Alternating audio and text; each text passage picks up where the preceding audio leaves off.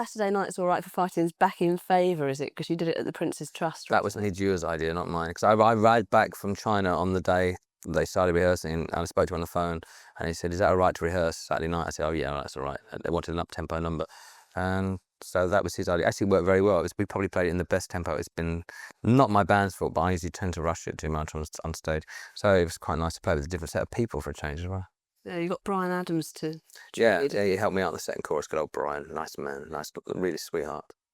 Is there once you get to sort of heights that you've achieved, some sort of camaraderie or rock and roll community or something? I mean, do you hang out with all the other superstars all the time? Not really, and I haven't had a chance for a start. I only recently got to know Eric Clapton, and George Harrison I've vaguely known, but I got to know him a bit better because I've just played on a couple of tracks on his album. There is a sort of rock star belt, isn't there, where you all have your estates? And... well, yes, I suppose there is, but I mean, so is Rolf Harrison. Look where he's an extra. I suppose there are, but I mean, I know I don't really hang out a lot because I just don't.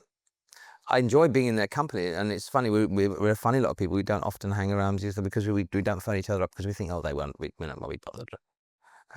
I tend to be more social within the football clubs than with other singers, but that's silly sometimes. We're always afraid to phone each other up and say, will you do this and will you do that?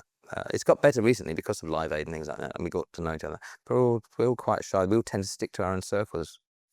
Is it like a surrogate family, this football club thing? It sounds like it, the way you talk about it. Yeah, it sort of is, yeah. It is. It's great. I love it. I couldn't exist without it. It really is fantastic. Is that the chummy... Especially when you beat Liverpool or Tottenham or that. Does that give you actually more of a kick than rock and roll achievements? I would say it gives me at least the same sort of kick, yeah. I mean, I've been involved with it for 13 years now. It's not just, so it's... and what we've achieved has been a team effort, and it's been pretty staggering what we've achieved, and we haven't just gone up there and said, hey, we're here, and then plummeted down. And the next 10 years, it's the second 10 years of my championship, I want to become the biggest London club, and people think, oh, he's joking, Tottenham, Arsenal, But 10 years ago, you never have said that we'd ever be in the first division for 5 years, or got to the cup final, played in Europe, and I'll have a new grandstand. So that's what I want. The new manager of your club came by earlier, and you said that you were talking about buying players and things. I mean, does it really work like that? Does he sort of come to you and say, well, tick this one? Well, no, I mean, he just wanted me. It's a situation where a player has had an offer from 2 other clubs, and they see me in this outfit, and now it's signing for Millwall. No, you get, it helps if I mean, I've been up to York City for sign players, Bolton, places like that. I'm into Bolton, but I've signed at Bolton. It helps that if the manager wants to clinch a deal, and they can produce me, and they suddenly sort of like convinces them to sign, God knows why. But it's funny. Just at the moment, we've changed managers, and this particular player's been offered. It's got a chance to go to 2 other clubs. So he wanted him to meet me because I wanted him to know how much I felt about. A lot of players might still think I'm going to sell the club, for example, which I'm not.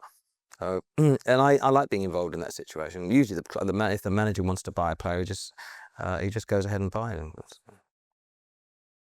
Are you going to work on being happier in your 2 years off?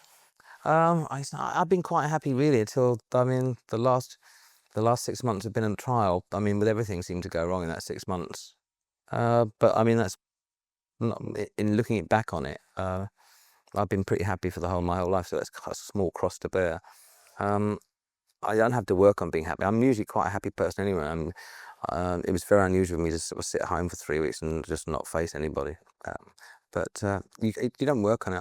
I'm in really good form now. I'm out of that whole phase. The dark age has finished, and now I look forward to life anyway. I really like life in general.